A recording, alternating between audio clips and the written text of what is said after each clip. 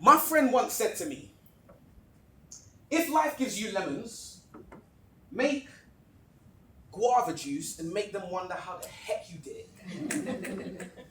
At first, what I thought they meant was wing it. But after some thought, I guess what I think they really meant was don't be a victim to whatever it is you perceive as a limit.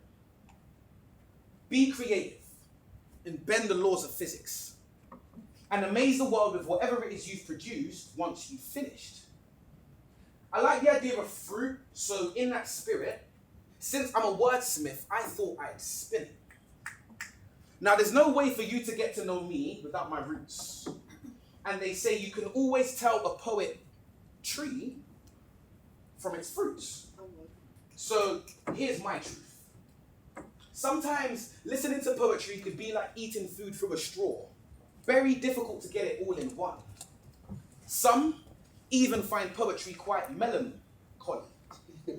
But for me, I find writing and performing my poetry a ball of fun, especially when done in jest.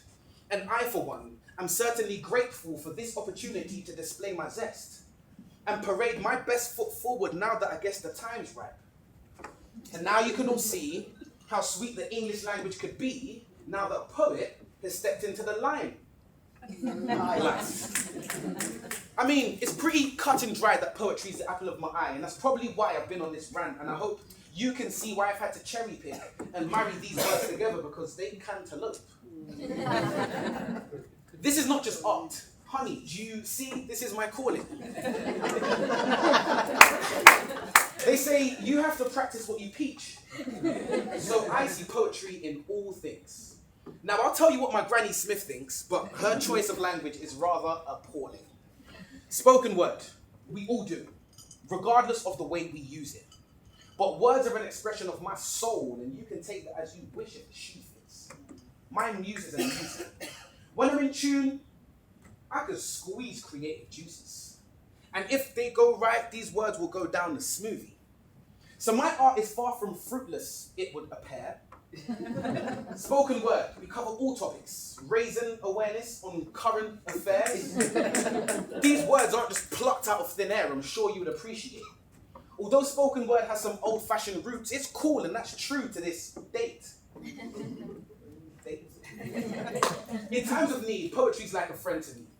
Some do it for the art, others do it for laughs, but for me, poetry's like therapy. I hope one day it will really take me far though. It's just so versatile and creative, it could drive you crazy even if you don't avocado. It just gives me this tingly feeling from my head right down to my toes. It's quite ironic how I'm a poet, yet I can't find the words to describe this feeling. There's just something about watching crowds go bananas because they find my wordplay appealing. Hopefully the fact that I've done this poem in fruitful fashion is proof as to why you can all see why spoken word is my chosen passion.